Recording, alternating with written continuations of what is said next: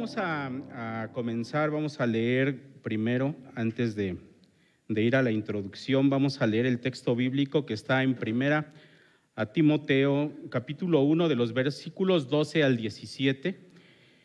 Como ustedes recordarán, hace 2 domingos comenzamos una nueva serie de estudios. Estamos estudiando el libro de Timoteo, la primera carta del apóstol Pablo a Timoteo. Y la verdad, hermanos, que es un libro sensacional, es un libro de actualidad, es un libro que aplica hoy para la iglesia del Señor, que aplica para nosotros y que vamos a encontrar en este libro con el propósito que el Señor tiene, por el cual inspiró al apóstol Pablo para que él escribiera a Timoteo y a la iglesia que se encontraba allá en Éfeso. Entonces leemos, hermanos, de los versículos 12 al 17, que es la porción que nos toca el día de hoy.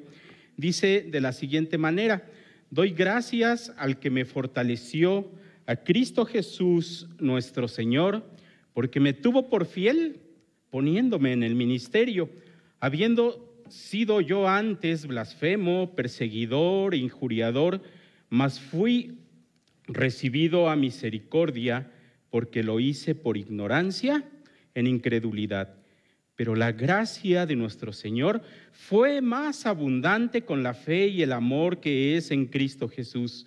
Palabra fiel y digna de ser recibido por todos, que Cristo Jesús vino al mundo para salvar a los pecadores, de los cuales yo soy el primero. Pero por esto fui recibido a misericordia, para que Jesucristo mostrase en mí el primero toda su clemencia, para ejemplo de los que habrían de creer en él para vida eterna. Por tanto, al Rey de los siglos, inmortal, invisible, al único y sabio Dios, sea honor y gloria por los siglos de los siglos. Amén. Creo que no conecté mi computadora. Ahorita, a ver si me pueden ayudar por aquí, por favor, para que podamos ver la pantalla. Que créanme que en la semana pensé no pasar nada en la pantalla y ya se me estaba haciendo realidad. No me había dado cuenta, pero bueno, vamos entonces a comenzar. Les decía, hermanos, hace un momento con los himnos que cantamos.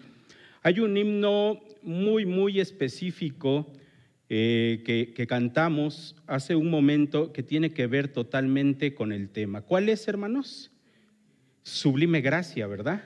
Ciertamente ese himno que cantamos, Sublime Gracia, es uno de los himnos más apreciados del mundo occidental. Y no solamente es cantado, no solamente es apreciado por los creyentes, sino también por mucha gente que no es creyente, por muchos cantantes incluso seculares. Y el autor de ese himno, ¿ustedes saben quién es? A ver, mientras está por ahí, ¿sí saben quién es el autor de ese himno? Se llamaba John Newton. John Newton fue educado por su mamá. Ella le enseñó las escrituras, le enseñó a orar, pero él perdió a su mamá a la edad de los 7 años, casi cumplidos los 7 años de edad. Él se quedó viviendo con su papá y con su madrastra y no volvió a escuchar nada del evangelio durante muchos años. A eso de los 11 años de edad, y debido a su carácter que lo obligó, su carácter era rebelde y lo obligó a trabajar su papá en un navío con él. Su papá era marinero, lo obligó a trabajar con él y bueno, resulta que este joven era muy rebelde, de tal manera que a los 18 años de edad, él ya se había independizado de su padre y él también era marinero, pero estaba perdido totalmente, perdido espiritualmente. Él era reconocido por ser un hombre violento, por ser un hombre cruel, un hombre duro, libertino, sin escrúpulos. Incluso se burlaba de la fe cristiana. Se cuenta que no había persona más grosera y más insultante que Newton. Y eso decirlo en un navío, en un barco con muchos hombres de diferentes lugares, eso ya es mucho. No había alguien tan malo como él. Varios años después, en uno de sus viajes, cuando ya se había convertido y él ya era traficante de esclavos, el barco en el que él iba se comenzó a hundir. Y al igual que toda la tripulación, hicieron muchos esfuerzos para mantener a flote aquel navío, pero llegó un momento en que perdió las esperanzas y exclamó: si esto no funciona, entonces que el Señor tenga piedad de nosotros.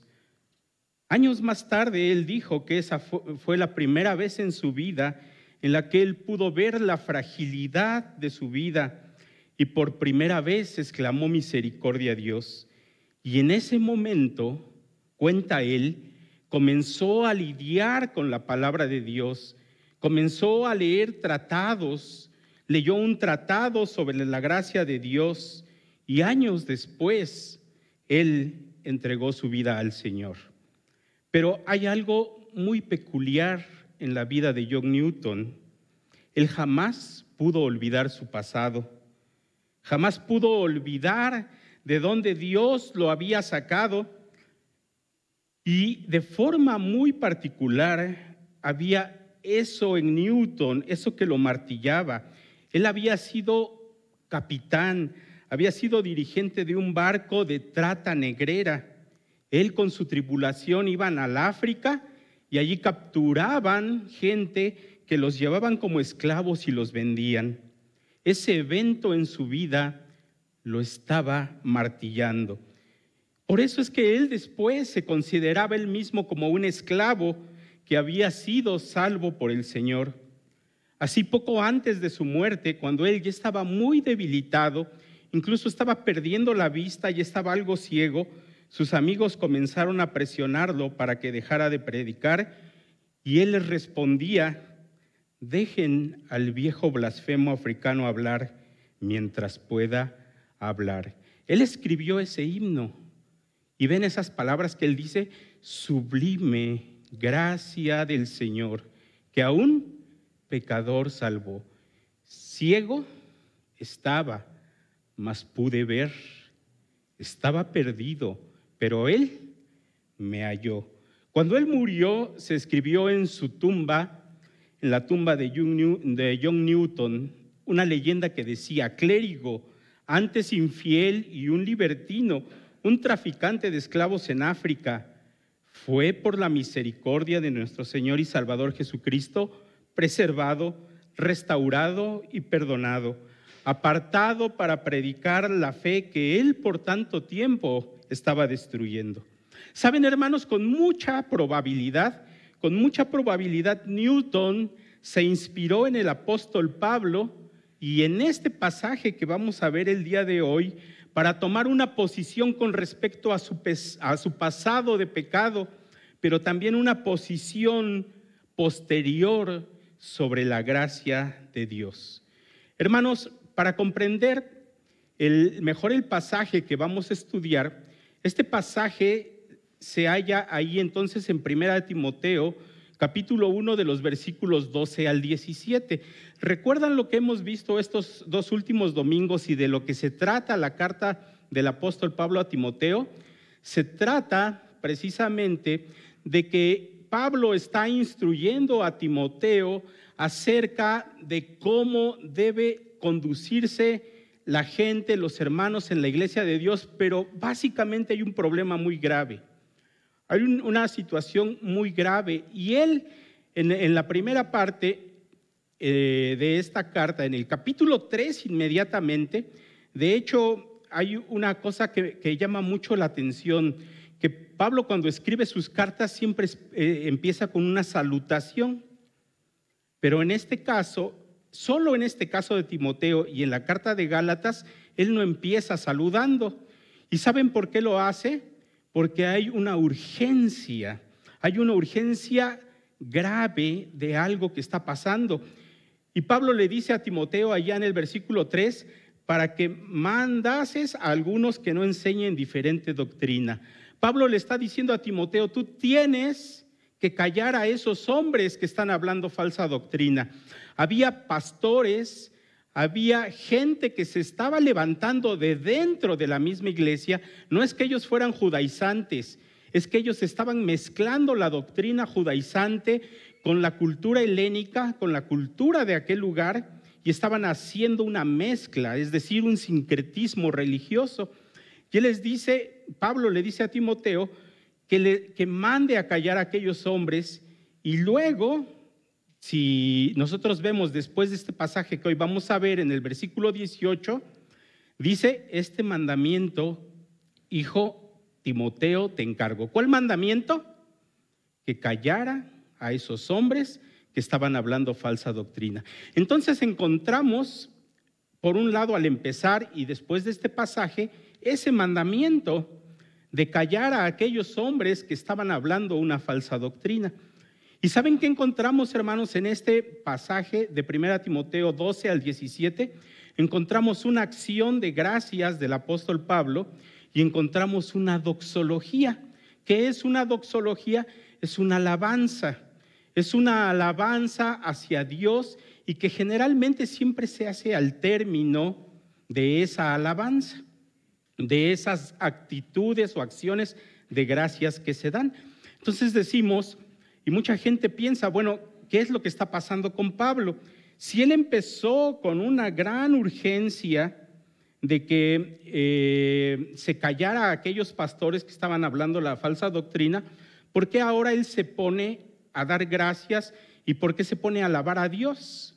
Bueno, aquí hay algo muy importante y que precisamente quisiera que nosotros viéramos allá en el versículo 11 de 1 Timoteo capítulo 1. 1 Timoteo 1:11. Y bueno, fíjense que hay muchos que dicen que Pablo está perdiendo la línea de pensamiento con la que empezó. Muchos otros dicen ya acabó con ese tema. Por eso es que ahora empieza o sigue con una doxología, pero no, él está teniendo en mente una cosa. Él está viendo allá en el versículo 11 que es algo muy importante y es algo en lo que él tiene que hacer énfasis. Y el apóstol Pablo lo que hace a continuación es mostrar lo que el evangelio hace en la vida de un pecador. Allá en el versículo 11, Pablo está diciendo que aquellos hombres están dando una falsa doctrina. ¿Por qué? Porque no se están sujetando, porque no lo están haciendo de acuerdo a ¿qué? Al sano evangelio, a la sana doctrina. Es decir, ellos no están tomando en cuenta el evangelio del Dios bendito, del Dios bienaventurado. Y en eso, hermanos, quiero que no perdamos de vista ese versículo 11, porque ese versículo 11 nos va a servir para este desarrollo que tenemos aquí y de entender por qué hay una acción de gracias y por qué hay una doxología dentro de algo que él está haciendo énfasis de que se callen a aquellos falsos pastores. Así es que, bueno, vamos a ver de tal forma en este pasaje que el verdadero creyente agradece a Dios la obra en su vida. Eso lo vamos a encontrar en los versículos 12 al 14, que él recibe, el verdadero creyente recibe la palabra que es fiel y digna, y el verdadero creyente va a glorificar a Dios. Ahora, empezando por el primer punto, el verdadero creyente agradece la obra de Dios en su vida. Hay varias cosas importantes a resaltar, hermanos. En primer lugar, el apóstol Pablo da gracias al Señor Jesucristo. Él dice, doy gracias ¿a quién? Al que me fortaleció, a Cristo Jesús nuestro Señor. Él está dando gracias. ¿Por qué? Porque lo fortaleció, porque lo tuvo por fiel y porque lo puso en el ministerio. Cuando Pablo está diciendo que Dios lo fortaleció, Él está diciendo que fue el Señor quien lo hizo fuerte o capaz o apto para el ministerio, y lo hace de forma continua. Es decir, cuando el Señor nos capacita, no lo hace una sola vez. Él nos capacita continuamente. El ministro del Señor, hermanos, no trabaja en sus propias fuerzas o por sus propias capacidades, sino con las fuerzas y las capacidades que el Señor le da. Por eso Pablo podía decir: he trabajado más que todos ellos, pero no yo, sino la gracia de Dios en mí. En estas palabras, hermanos, encontramos que el apóstol Pablo tiene una gran humildad, una humildad que debe caracterizar a todo ministro y que debemos aprender de ellos. Una gran humildad.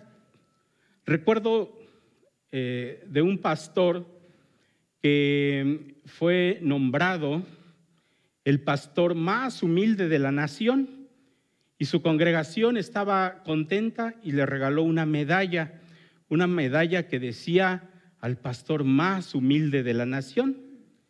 Pero se la quitaron el domingo porque él se la puso. Bueno, el pastor, el ministro, debe ser humilde, hermanos. Y nosotros debemos cuidar esa parte. No es extraño que muchos ministros caigan porque piensan que las capacidades que tienen para el ministerio se las ha dado su intelecto o se las ha dado su experiencia. Hay muchos que dicen que saben mucho, y hay muchos que dicen: es que tengo mucho tiempo en el ministerio. No está mal, hermanos, el intelecto, y no está mal la experiencia que pueda ganarse durante nuestro tiempo en el ministerio. Lo que está mal es que un ministro piense que su intelecto y que su experiencia es lo que le capacita para el ministerio. Es más, sin la capacitación de Dios, todo nuestro intelecto y toda nuestra experiencia se pueden convertir en un tropiezo para nosotros y para los demás. Cuando un ministro capacitado por Dios piensa que tiene una capacidad propia para dirigirse al pueblo de Dios, su caída está cerca. ¿Recuerdan lo que dice allá en Proverbios? Que antes del quebrantamiento es la soberbia, y antes de la caída, la altivez de espíritu. Hermanos que son líderes, hermanos que ministran en la iglesia, pastores, gente que nos ve, tengamos en cuenta que eso que el apóstol Pablo está diciendo es que quien tiene un llamado de Dios al ministerio, esas capacidades y esa fortaleza para enfrentar el ministerio vienen de Dios, solamente de Dios, quien nos llama para esto. Por eso cuando los demás nos llegan a alabar nuestros dones, tengamos siempre presente que son eso, dones, que son regalos de Dios, que Él nos ha dado y que por lo tanto no tenemos nada de qué jactarnos. Si vemos que el Señor nos usa más que otros, aceptémoslo con gratitud, pero sobre todo con humildad, porque somos instrumentos en las manos del cirujano. Nosotros no somos el cirujano. ¿O cuándo han visto que un instrumento quirúrgico reciba la alabanza en una operación exitosa? Qué diferente es la actitud del apóstol Pablo a la actitud de aquellos falsos pastores en Éfeso. Esos falsos maestros tenían un deseo enfermizo de ser reconocidos. ¿Lo vemos eso en nuestros tiempos? Con mucha gente que se levanta hoy en día, tienen ese deseo enfermizo de ser reconocidos. Estos falsos maestros tenían ese deseo de ser reconocidos como doctores de la ley. Para ellos el ministerio solamente era un trampolín para la fama. Para ellos el ministerio no significaba servicio para los demás cristianos, para la gloria de Dios. Hermanos, hay muchos hombres que quieren ser pastores y desconocen lo que el pastorado implica. El pastorado implica servicio. De hecho, la palabra que encontramos aquí, cuando dice Pablo poniéndome en el ministerio, esa palabra ministerio es la palabra diaconía, y esa palabra no significa sino servicio, solamente servicio. Eso implica el pastorado. La palabra que Pablo está utilizando aquí es un llamado para ser un servidor, no para ser servido. De la misma manera, los pastores están para servir al pueblo de Dios, para darle su porción, para darle su ración de alimento a su tiempo. Los ministros, los pastores, los predicadores, somos solamente meseros del alimento espiritual. El alimento es Cristo, con su bendita palabra. Ese es el alimento. El alimento no viene de nosotros, el alimento viene de Dios. Nosotros lo preparamos y lo servimos. Y en esto, hermanos, nosotros tenemos que ser fieles, unos servidores fieles, no olvidando que la capacidad y la fortaleza para servir a la mesa de cada uno de los creyentes solamente nos la da Dios.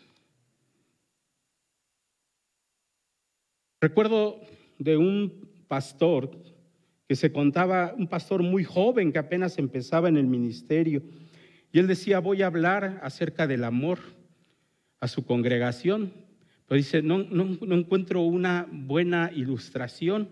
Así es que empezó a buscar y luego dijo, voy a ir a una iglesia que está aquí cerca y voy a escuchar el mensaje a ver si ahí encuentro alguna buena ilustración. Y cuando él fue a escuchar a aquel otro predicador, este predicador dijo algo así: la mujer más maravillosa, la mujer más dulce, la mujer más cariñosa que he tenido en mis brazos era la mujer de otro hombre. Y dijo, era mi madre. Y este hombre dijo, wow, esta está genial para decirle en mi congregación. Así es que fue el domingo a su congregación y dijo, hermanos, la mujer más maravillosa, más dulce y más cariñosa que yo he tenido en mis brazos, hicieron así como ustedes. Toda la congregación. Y con aquel murmullo que se formó al hombre se le olvidó lo que seguía. Y dijo, por vida mía que me he olvidado quién es. Hermanos, ahora bien, cuando Pablo comienza a decir, yo doy gracias a Dios porque me tuvo por fiel, uno pudiera anticipar que Pablo iba a ser como el fariseo aquel del que habló el Señor Jesús en Lucas cuando decía, gracias Señor, porque yo no soy como este pecador, yo no soy como los demás. Sin embargo, ¿saben lo que dice el apóstol Pablo inmediatamente de esto? Después de esto, él dice, aún habiendo sido yo antes blasfemo, perseguidor e injuriador. Injuriador es el que habla mal de alguien, el que lo agrede verbalmente. Pablo no usó entonces este listado de aquí para decir, esas personas o aquellas personas son las que necesitan, pero yo doy gracias a Dios porque yo soy fiel y yo soy puesto en el ministerio.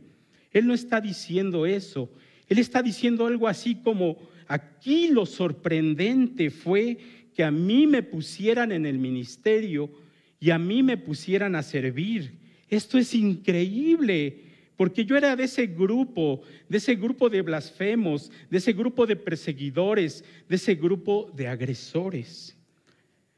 Hermanos, yo sé que muchos de ustedes conocen la vida de Pablo, solamente vamos a recordar algo. En Hechos capítulo 7, Nosotros vemos por allá cuando se está apedreando a Esteban que fue el primer mártir del cristianismo. Y allá en el versículo 57 dice así. Denme un segundito para encontrar 7:57. Dice, entonces ellos, dando grandes voces, se taparon los oídos y arremetieron a una contra él, y echándole fuera de la ciudad le apedrearon, y los testigos pusieron sus ropas a los pies de un joven. Si nosotros pudiéramos tener una cámara de filmación y estar grabando aquel momento, y estuviéramos viendo cómo apedrean a Esteban, y pudiéramos hacer un close-up de aquel momento, y fuéramos subiendo, dice que echaron todas sus cosas a los pies de un joven. Si fuéramos siguiendo los pies del joven, subiendo, y encontramos la cara de aquel joven. ¿Y quién era? Pablo, Saulo de Tarso. Era Pablo, aquel hombre que estaba allí. Y en ese momento Pablo estaría diciendo cosas como, denle, se lo merece. De hecho, en el capítulo 8, versículo 1 de ese mismo libro de Hechos, dice que Saulo estaba de completo acuerdo con ellos en su muerte. Aquel día, hermanos, se desató una gran persecución contra la iglesia y contra Jerusalén, y todos fueron esparcidos por las regiones de Judea, de Samaria. Dice que solamente los apóstoles y algunos hombres, entonces, unos hombres piadosos, tomaron el cuerpo de Esteban y lo sepultaron, y dice que lo llevaban y lloraban a gran voz. Ahora imagínense esto, hermanos. Mientras esos hombres estaban tomando el cuerpo de Esteban, que había sido asesinado por decir que Cristo era el Mesías, y estaban llorando intensamente por él, en ese mismo momento, simultáneamente, allí en el versículo 3 de Hechos 8, dice que hacía estragos en la iglesia, entrando de casa en casa y arrastrando a hombres y a mujeres, y los echaba en la cárcel. Al mismo tiempo que vemos la escena del luto y del funeral de Esteban, en ese mismo momento vemos la escena de Pablo diciendo, esto no es suficiente, esto no se va a quedar así. Aquí hay más gente que sigue hablando del nombre de Jesús, así que hay que ir por ellos. Y dice que entraba en las casas. ¿Y cómo entraba? Seguramente a patadas, tirando la puerta. Y tomaba a hombres y a mujeres y los golpeaba. Y si las mujeres no querían salir, dice que las arrastraba afuera y las echaba posiblemente en una carreta que llevaban y la llevaban a la cárcel por hablar de Cristo. Ese era Saulo. Más adelante en su vida, Pablo, tiene que dar testimonio acerca de su conversión, y nos encontramos allá en el capítulo 26 de Hechos, hablando ante el rey Agripa, en el versículo 9 de ese capítulo 26. Fíjense lo que él dice: yo ciertamente había creído que debía hacer muchos males contra el nombre de Jesús de Nazaret. Pablo estaba convencido que él tenía que hacer eso porque ese Jesús se estaba oponiendo a su religión. Él lo entendía así. Él creía que esa era la voluntad de Dios, ser violento contra los que seguían a Jesús. Y miren cómo describe él su violencia. Dice, lo cual también hice en Jerusalén. No solo encerré en cárceles a muchos de los santos con la autoridad recibida de los principales sacerdotes, sino que también cuando eran condenados a muerte, ¿qué hacía él? Dice, yo daba mi voto contra ellos. No solamente fue contra Esteban, y él dice que cada vez que llevaban a alguien, a un cristiano, a juicio, él decía, sí, mátenlo. Alguien pudiera decir, bueno, Pablo solamente votaba, él no mató a nadie. Pero fíjense en el versículo 11 lo que él hacía. Dice, y castigándolos con frecuencia. En todas las sinagogas procuraba obligarlos a blasfemar.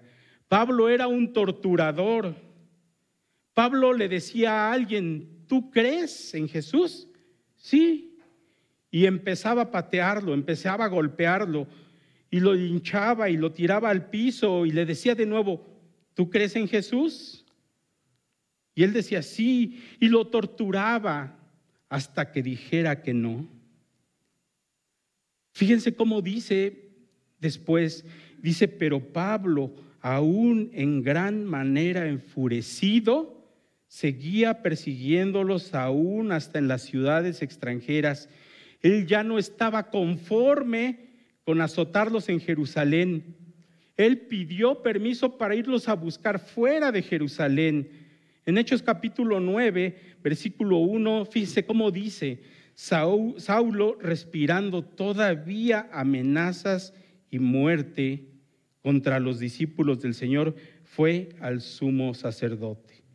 Y la idea que dice respirando, él vivía respirando amenazas.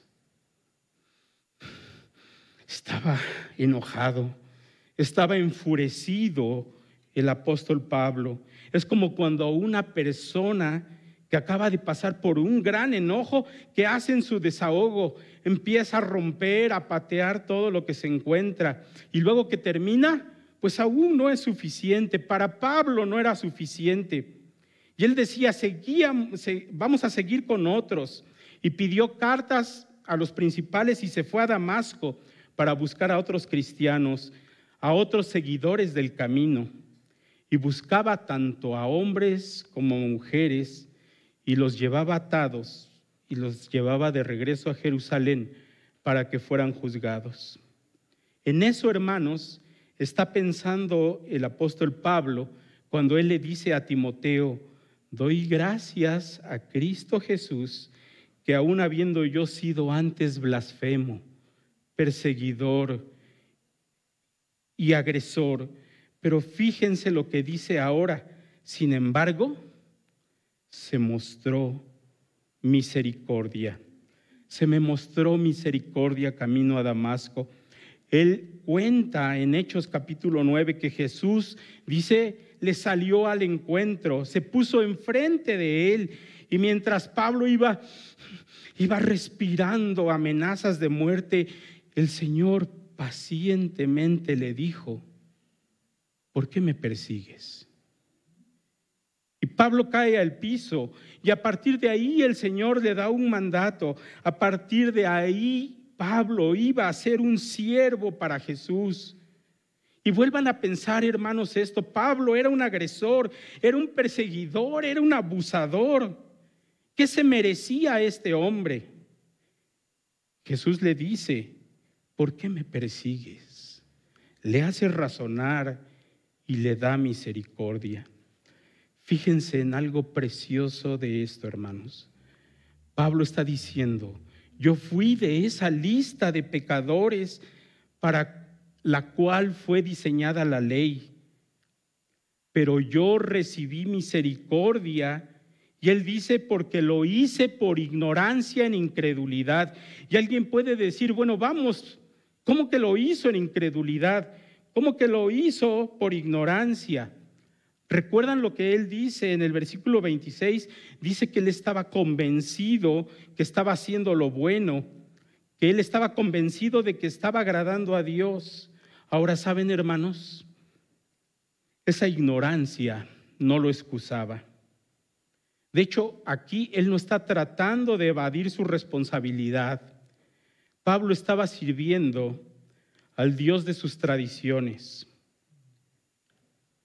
pero se levantó contra el único Dios vivo y verdadero. El problema de Pablo era la dureza de su corazón, que no le concedió ver las evidencias que había en Cristo, y por eso él hacía lo que hacía. Hermanos, qué peligroso es cuando nosotros nos acomodamos, cuando nos adaptamos y pensamos que estamos agradando a Dios, al Dios de nuestra imaginación, al Dios de nuestra cultura. en lugar de al Dios de las Escrituras. Si el problema de Pablo hubiera sido la ignorancia, lo que hubiera necesitado era que se le mostrara conocimiento, que recibiera educación, pero lo que él necesitaba era misericordia, porque su problema era el pecado, la rebelión contra Dios. Él necesitaba misericordia porque lo que él merecía era juicio.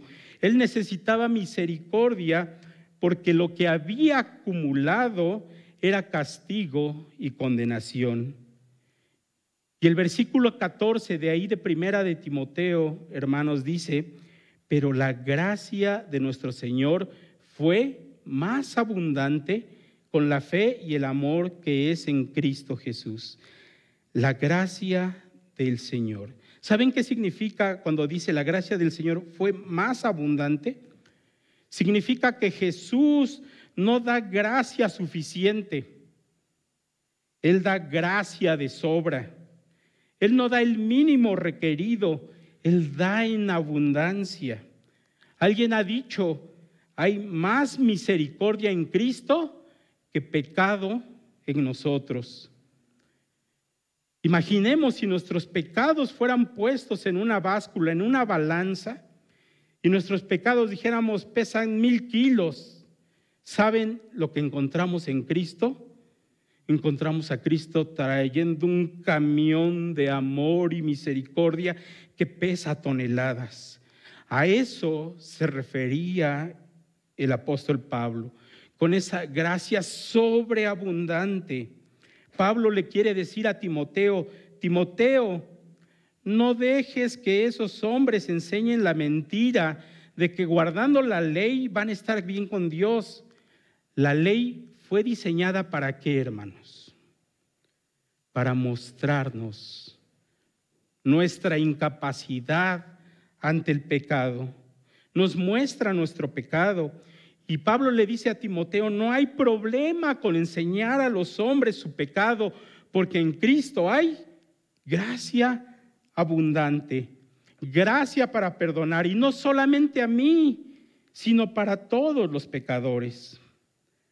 Ahora bien, Pablo no solamente está agradeciendo por su experiencia con la gracia, sino que ahora, en el versículo 15, él va a decir lo siguiente, y es el segundo punto: el verdadero creyente reconoce y recibe la palabra que es fiel y digna. Ahora el apóstol Pablo en este versículo 15, él está diciendo que es la palabra fiel y digna de ser recibida por todos. ¿Cuál es esa palabra fiel y digna de ser recibida por todos? De hecho, eso que él está diciendo que son palabras en las que se puede confiar, son palabras en las que uno puede descansar, son palabras que son dignas de aceptación, que todo el mundo debe creer en ellas sin reservas. Eso significa que es un dicho no solamente para asentir intelectualmente, sino para confiar, para abrazarlo con todo el corazón. Es una verdad en la que toda persona atribulada, angustiada, desesperada por su pecado, puede venir a abrazarla y descansar. ¿Cuál es ese dicho, hermanos? ¿Cuál es ese dicho fiel y digno de ser recibido por todos? Es el Evangelio. ¿Lo ven? Dice que Cristo Jesús.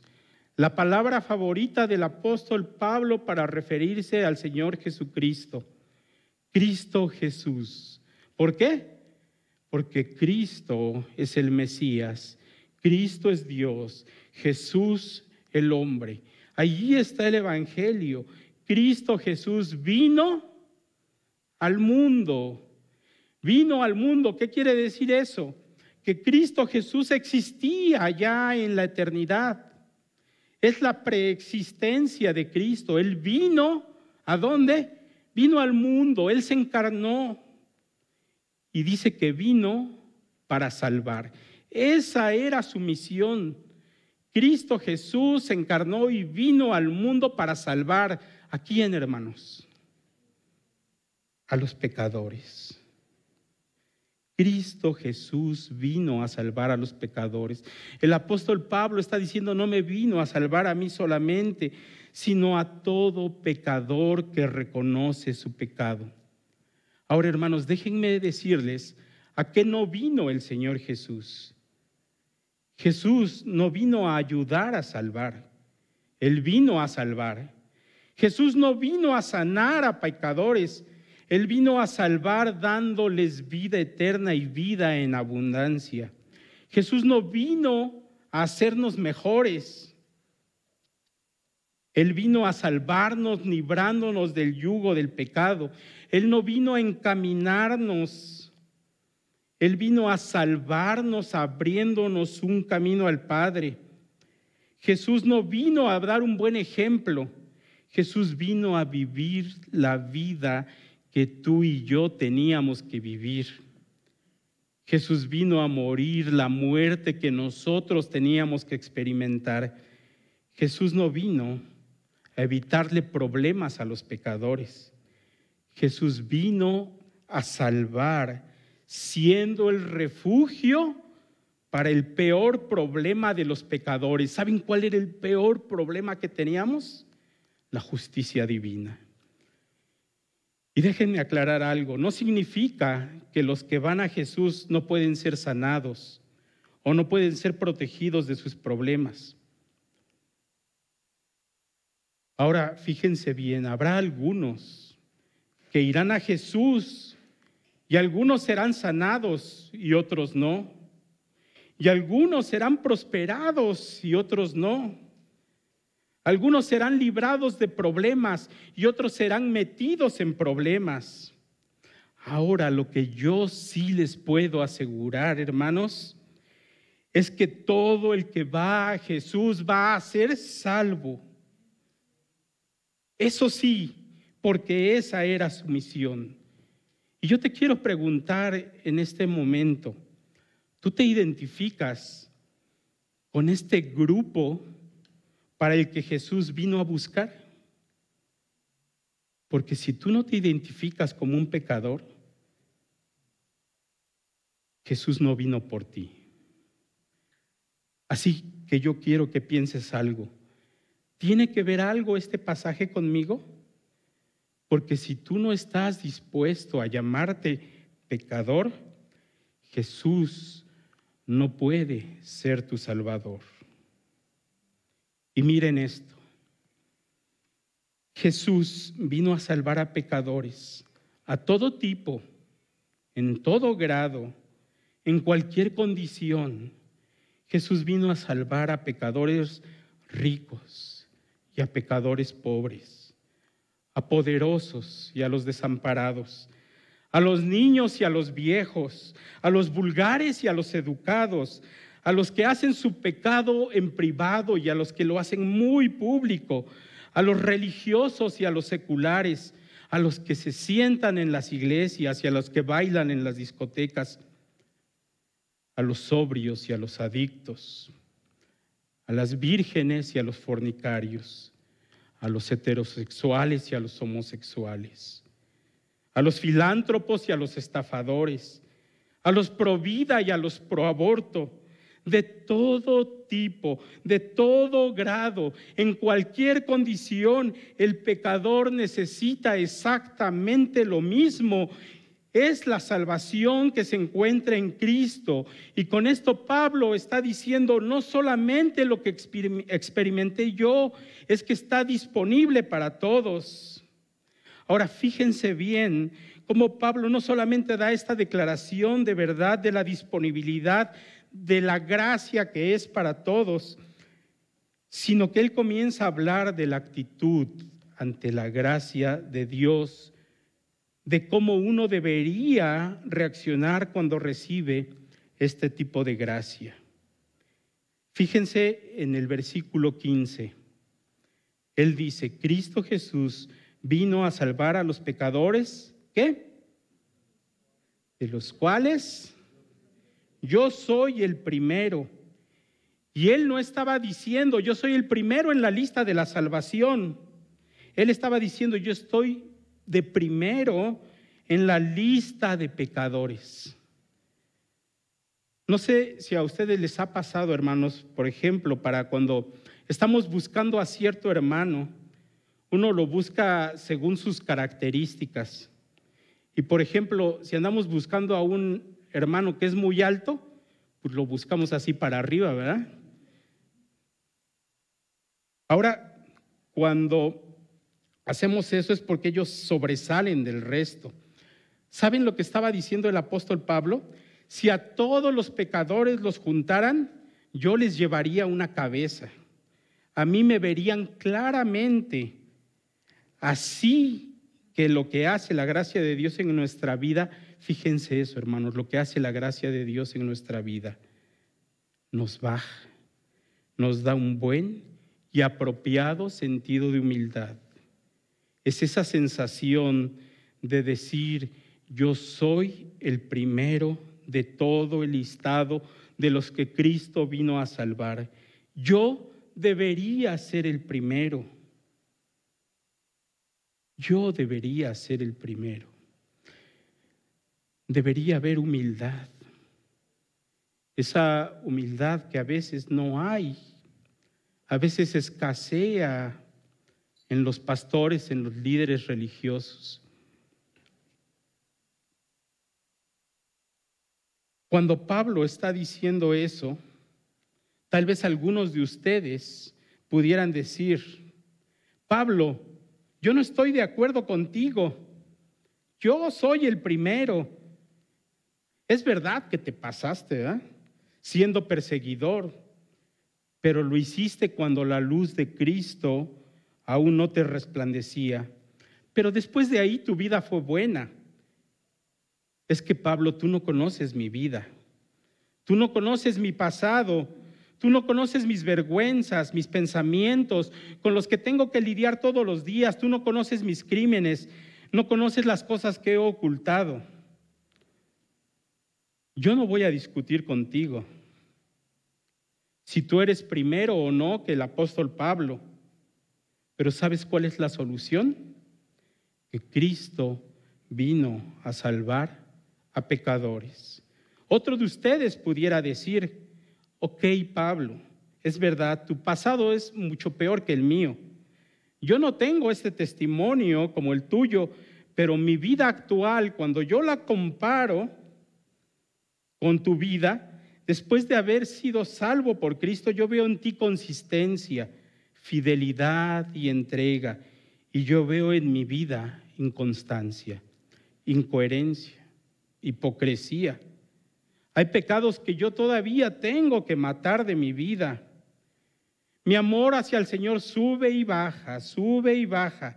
Y yo no sé si tú eres el peor pecador antes de ser salvo, pero yo creo que yo soy el peor pecador después de ser salvo. ¿Sabes cuál es la solución? Cristo vino al mundo para salvar a pecadores. Tal vez haya alguien aquí que diga, ¿sabes, Pablo? Tú tienes la razón. Tú eres el primero de los pecadores. De hecho, yo ni siquiera estoy en el top 10. Yo no voy a argumentar contigo, pero lo que yo quiero hacer es que seas consciente de lo siguiente. Supongamos que tú eres el último de la lista de los pecadores y que nos pongamos en una fila y a mí me toca la primera posición y a ti te toca la última. Te lo concedo. Pero si tú eres pecador, Cristo vino al mundo a salvar pecadores.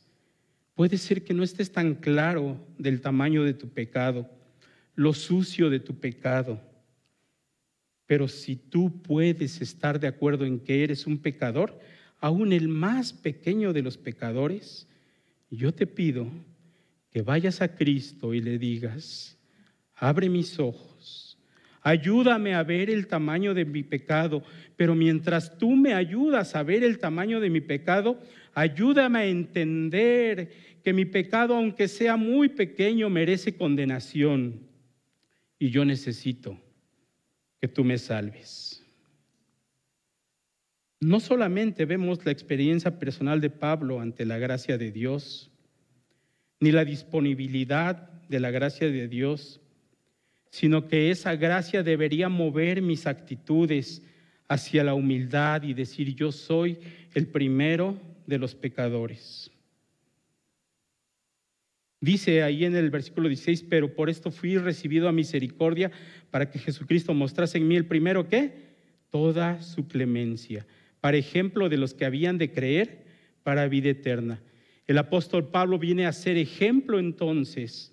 Él no está diciendo: soy un ejemplo y véanme cómo ahora yo he dejado un legado, como yo he escrito casi la mitad de libros del Nuevo Testamento. No está diciendo: miren, yo fundé iglesias. Él está diciendo: yo soy un modelo, pero ¿saben de qué? Un modelo de que aún el peor de los pecadores puede ser librado del pecado. Y Él está siendo un ejemplo de la clemencia, de la misericordia de nuestro Señor Jesucristo. El último punto, y llegamos a la doxología, hermanos. Finalmente, el verdadero creyente glorifica a Dios. Y fíjense cómo dice: por tanto, al Rey de los siglos, inmortal, invisible, al único y sabio Dios, sea honor y gloria por los siglos de los siglos.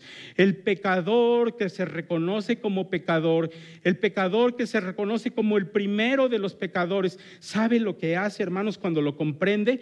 Y comprende que la gracia de Dios es sobreabundante para librarlo de su pecado y para salvarlo. Glorifica a Dios. Y el apóstol Pablo dice: el Rey de los siglos. Dios es el Rey de los siglos, pero en Cristo se humilló. Él es inmortal, nuestro Dios es inmortal, pero en Cristo Él murió en una cruz. Dios es invisible, pero en Jesús se hizo visible. ¿Recuerdan lo que dice el Señor Jesús? El que ha visto, me ha visto a mí, ha visto al Padre. Es el único y sabio Dios, un Dios que en Cristo y mediante el Espíritu Santo es un Dios en tres personas. Es el Padre el que envía al Hijo. Hermanos, concluimos.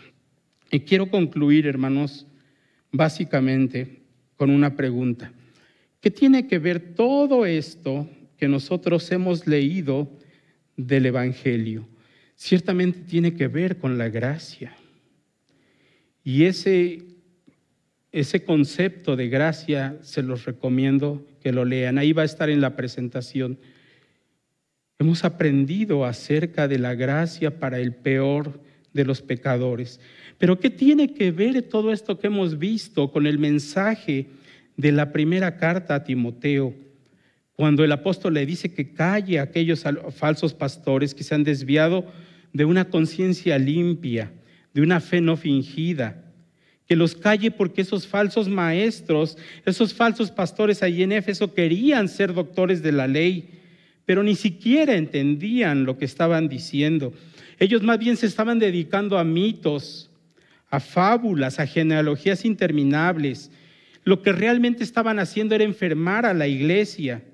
Por eso lo que primero que manda Pablo a Timoteo es que calle a aquellos y les muestre cuál es la sana doctrina. ¿Cuál es la sana doctrina, hermanos? Esto que hemos visto es el Evangelio. Ese es el Evangelio, esa es la sana doctrina que el apóstol Pablo le quiere enseñar a Timoteo y le quiere decir: mira a esos falsos maestros lo que enseñan, pero este es el Evangelio. Y este evangelio se ha cumplido en mí. Yo soy el ejemplo del peor de los pecadores. Y si alguien de esos falsos maestros me quiere acusar a mí de que yo soy blasfemo, de que yo fui un blasfemo, de que yo fui un agresor, de que yo fui un perseguidor, sí lo fui, pero la gracia de Dios sobreabundó en mí. Y por eso me puso en el ministerio, me puso en el servicio. Esa es la palabra fiel y digna. Es el Evangelio, hermanos, lo que la iglesia debe sostener. Hermanos, se los digo, luchemos porque la iglesia sostenga el Evangelio. Porque si perdemos el evangelio, lo perdemos todo. Si torcemos el evangelio en el púlpito, se tuerce la iglesia. En un púlpito de una iglesia había unas palabras que decían: párate, di la verdad y siéntate. El que está aquí solo está para decir la verdad. No viene a promocionarse, viene a hablar la palabra de Dios, viene a hablar la sana doctrina, viene a hablar del evangelio. Si torcemos el evangelio en el púlpito, se tuerce la iglesia. Sin evangelio no hay iglesia, sin evangelio no hay salvación, ni vida eterna. Sin evangelio estamos perdidos. Para terminar, hermanos, con lo que empezamos, acerca de este hombre, ¿cómo se llamaba el que escribió el himno? John Newton. Él, un poco antes de morir, decía esto: ya estoy viejo y he olvidado muchas cosas. Ya mis pensamientos están confusos, pero hay dos cosas que tengo muy claras. Yo soy un gran pecador, pero Cristo es un gran Salvador. Oramos.